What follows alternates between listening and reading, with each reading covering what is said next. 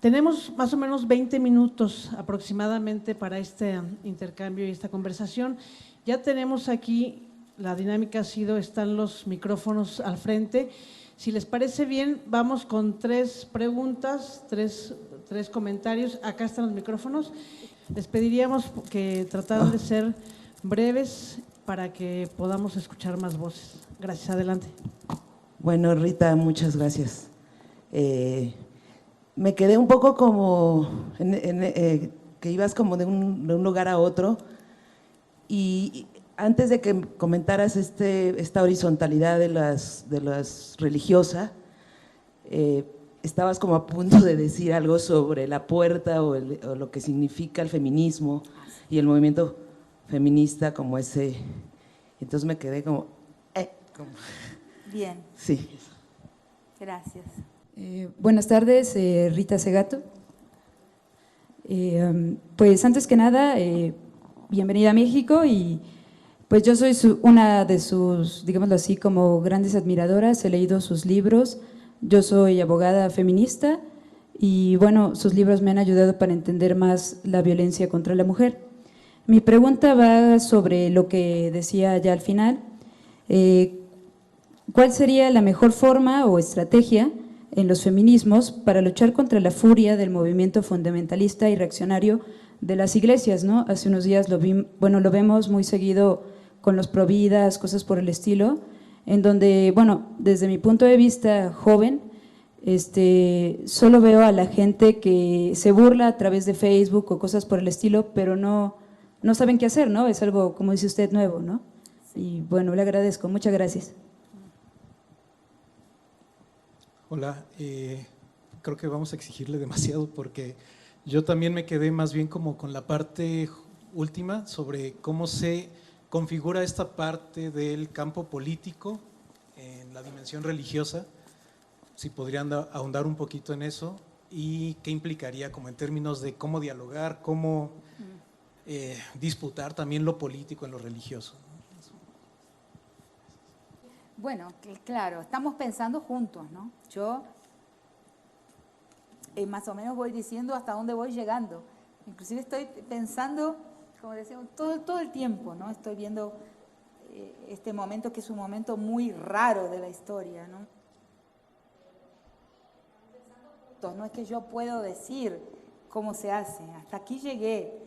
Yo creo que ponerle nombre, que mostrar que el diseño que uno ve, otras personas ven otros diseños, este es el diseño que yo veo del presente.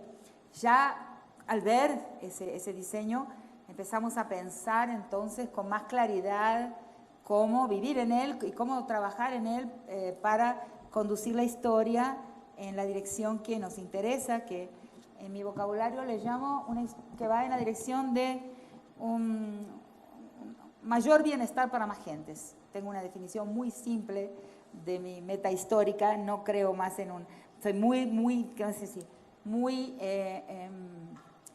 Tengo muchas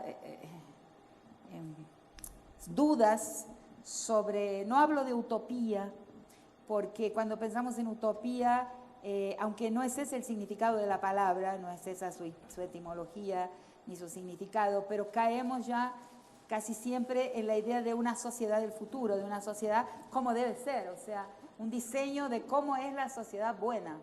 Y no me parece que eso deba hacerse así, porque se vuelve autoritario también.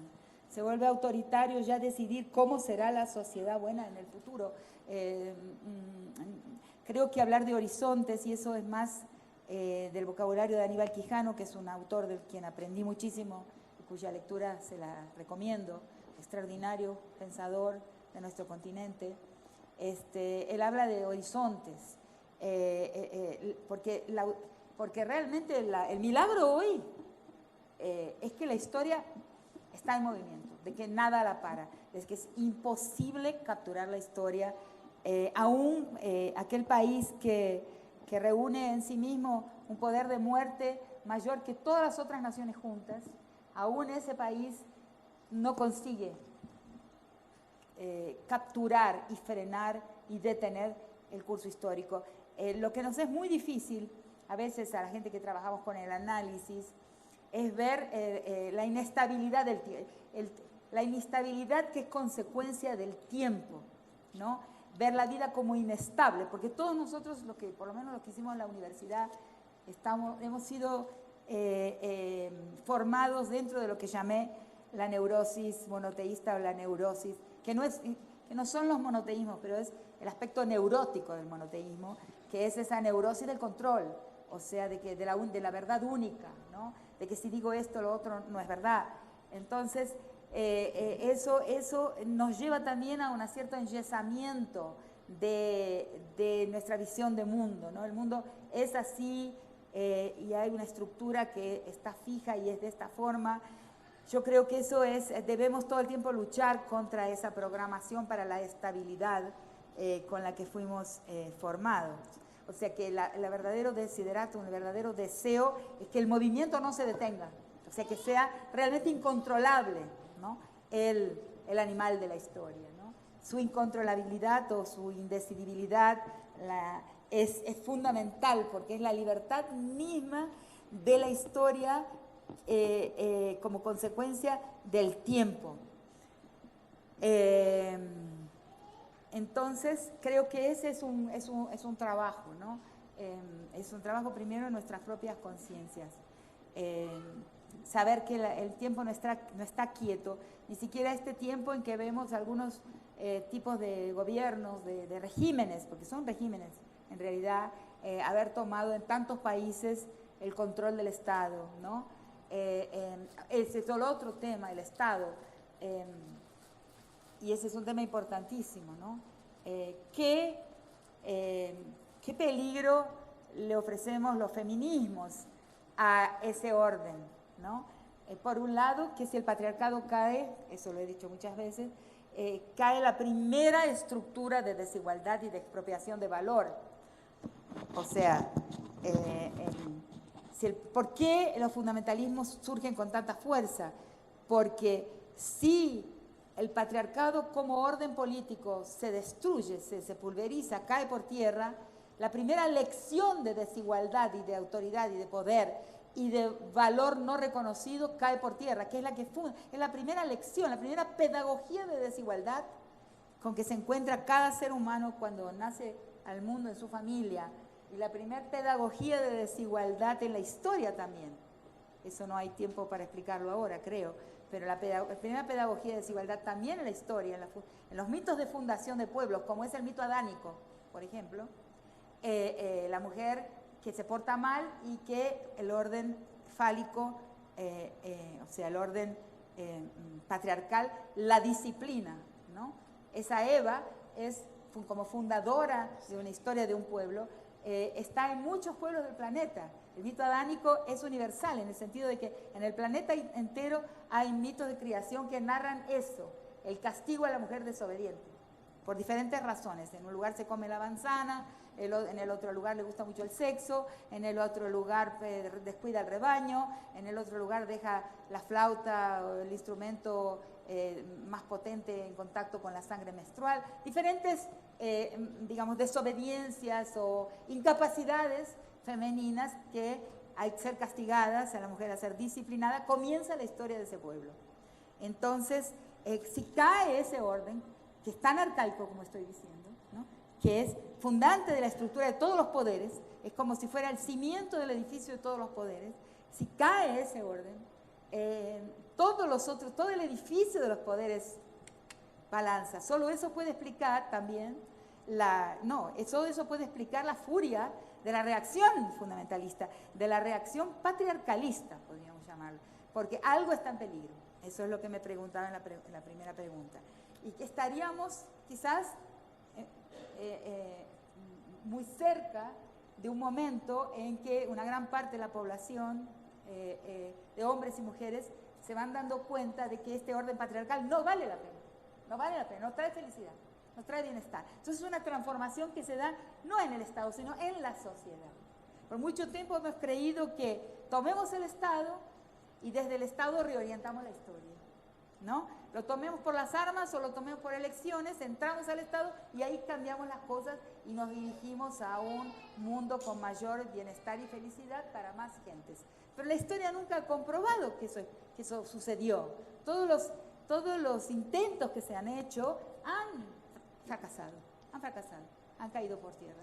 Entonces, ¿qué es el feminismo? El feminismo es también un movimiento que trabaja en las relaciones sociales, en la interacción social, en la vida misma, en la reconstrucción de vínculos, en el cuidado por la diversidad genética, con la plantita, con quien ha visto una mujer en el campo, ha visto que selecciona la mejor mandioca, que selecciona el mejor maíz para el año que viene, para plantar ese y no el otro. Las mujeres somos responsables por la diversidad genética que existe, porque en la huertita alrededor de la casa fue eligiendo las semillas y fue garantizando la calidad de las especies y la diversidad de las especies también. Y la mujer también ha tenido una gestión de protección de la vida que en última instancia pragmática, no principista, no burocrática. Defender la vida aquí ahora como se pueda, ¿no? A como sea posible hoy. O sea, hay varias características de cómo es una gestión femenina de la vida, que es la politicidad de lo doméstico, que fue en la transición a la modernidad, esa politicidad de lo doméstico queda represada, queda obstruida, queda casi que imposibilitada, porque lo doméstico se transforma en íntimo y privado, en nuclear, y ahí se despolitiza totalmente. Por eso los crímenes contra las mujeres no son crímenes considerados realmente públicos, son un crimen, como es llamado, un crimen menor. ¿Por qué son un crimen menor a los ojos de los jueces y de los fiscales? Son un crimen menor porque son íntimos, no los consiguen deslibidinizar, no los consiguen transformar en crímenes francamente públicos, como es el crimen contra un cuerpo masculino, como contra un cuerpo de hombre. Entonces, lo que pasa es que las mujeres estamos transformando esos puntos de vista en la misma sociedad, en nuestro accionar diario, en la manera en que nos estamos comportando, ¿no? Mancomunándonos, aprendiendo que mi interlocutor privilegiado es otra mujer, no un hombre. Fue un largo aprendizaje, porque en general cuando vemos un grupo de gente junta, nos dirigimos al hombre, porque es el que va a atribuir valor a lo que estamos diciendo, el que va a ser el gran distribuidor de valor de lo que se dice, es la figura masculina, es algo arcaico, atávico. Es lo atávico del patriarcado en nosotras. Lentamente fuimos diciendo, no, lo más importante que tengo aquí al lado mío es, ¿no?, una mujer, es Araceli en este caso, es las que están acá, que me están escuchando, voy a hacer un impacto en ella porque nos interesa. Hay una transformación del mundo, pero es capilar. Entonces hemos puesto todas nuestras fichas en los progresos dentro del Estado. No es que hay que abandonarlo, el Estado es un actor demasiado importante, pero todas las fichas de nuestro esfuerzo político fueron a dar ahí y nos hemos descuidado de esto que estamos haciendo ahora, que es salir a la calle juntas, vernos juntas.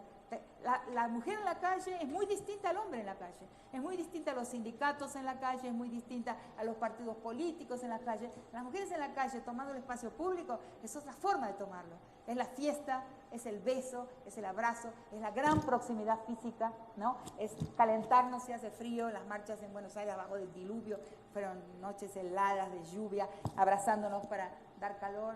O sea, eso es otra manera de tomar el espacio público y es la emergencia de una politicidad en clave femenina, una politicidad femenina, una politicidad propia de las mujeres que la modernidad represó. Le puso un dique ahí y transformó a la mujer en una sujeta de su espacio privado, de la privacidad y de la intimidad de todo lo que le pasa. Entonces, por eso digo yo que aquella consigna de que lo personal es político nos llevó quizás por un camino equivocado, porque nos dijo, bueno, si lo personal es político, debemos tomar desde lo personal los cargos públicos. O sea, la manera de resolver este problema es entrar en la política, pero es una política que está, ¿cómo se dice?, taylorizada, que está costumizada, ¿cómo se dice?, que está modelada por la historia de los hombres. O sea, el Estado, tengo una teoría no weberiana de la burocracia y del Estado. O sea, el Estado para mí es la transformación, el último momento de la historia de los hombres, donde la forma protocolar de los hombres hablar y tomar decisiones en la vida de la aldea se transforma en la burocracia estatal de la gestión distante y de todas las características que tiene ese protocolo estatal. Viene de una historia de los hombres, de la masculinidad. Entonces, por otro lado, fue de ahí, cuando las mujeres entramos en ese espacio, tenemos que masculinizarnos, o sea, cambiar nuestra manera de dar clase. Eso me di cuenta hace mucho tiempo y lo evité en mi persona. Siempre fui este mismo personaje maleducado dando clase que dice: yo pienso de delantal y haciendo huevo frito, y hablo en mi clase y hablo en mis conferencias ante cualquier cantidad de personas que estén presentes, de la misma manera que hablo en la cocina de mi casa con quien me quiere escuchar. No hay ninguna diferencia. Entonces dije, no es lo que lo personal es político. Lo que es que hay que domesticar lo público. Hay que salir de lo doméstico con los modos de lo doméstico y tomar la vida pública, tomar la política con la forma de gestión de una politicidad femenina, que es otra. Ahora, ¿cómo es eso? Más que eso, hay que seguir pensándolo. Yo llegué hasta ahí. Ahora, ¿cuál sería la mayor estrategia? Y bueno, creo que por lo menos en los gobiernos, esta y la otra pregunta son próximas, ¿no? ¿Cómo se configura el campo? Pues no son, más o menos. Y yo creo que uno de los errores de los progresismos que estamos pagando tan caro es que los progresismos se encastelaron, en castellano es portugués, pero se encastillaron,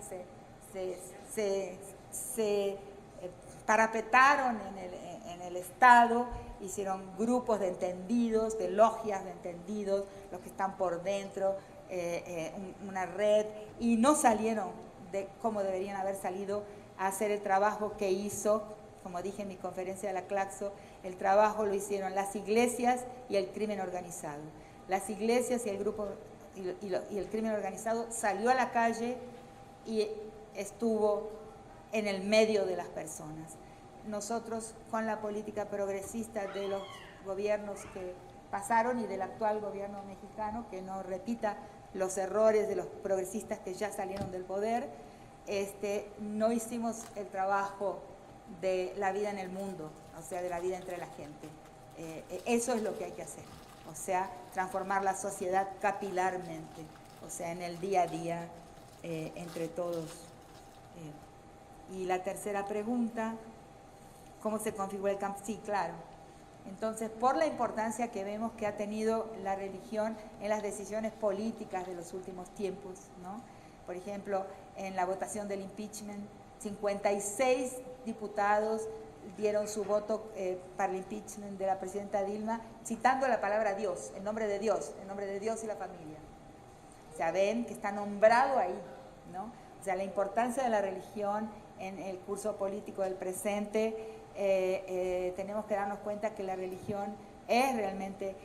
¿Y qué es la religión? O sea, en mi campo, en la antropología, hubieron algunos errores también en la manera en que se abordó el tema religioso. El tema religioso, por ejemplo, estudiar una iglesia. En la iglesia está el grupo gerencial, ¿no? Los gerentes de la iglesia, ¿no? Y la gente. La gente busca lenguajes de espiritualidad y eso hay que respetarlo donde esté y donde aparezca. No se puede desrespetar la búsqueda de lenguajes de espiritualidad, porque yo creo que justamente la descosificación de la vida, o sea, el tratar de alguna forma frenar ese proceso de cosificación de la vida humana y no humana, va a ser mediante la espiritualidad. El lenguaje de la búsqueda espiritual es algo, la pulsión espiritual, la pulsión de explicación, la pulsión de reflexiva es una pulsión que está en la gente. Llega siempre un momento en que la gente para sentir y para pensar, aún la gente más tocada por el proyecto histórico del capital y de las cosas. O sea, los sueños aparecen, o sea, los conflictos, las derrotas, las muertes, en fin. Entonces, el campo de la espiritualidad es un campo que en donde se va a dar posiblemente la crítica a la cosificación de la vida. Pero Por eso es necesario pensar dentro de los espacios donde la espiritualidad es trabajada. Bueno, no sé si respondí de la manera que esperaban, pero respondí de la manera que puedo.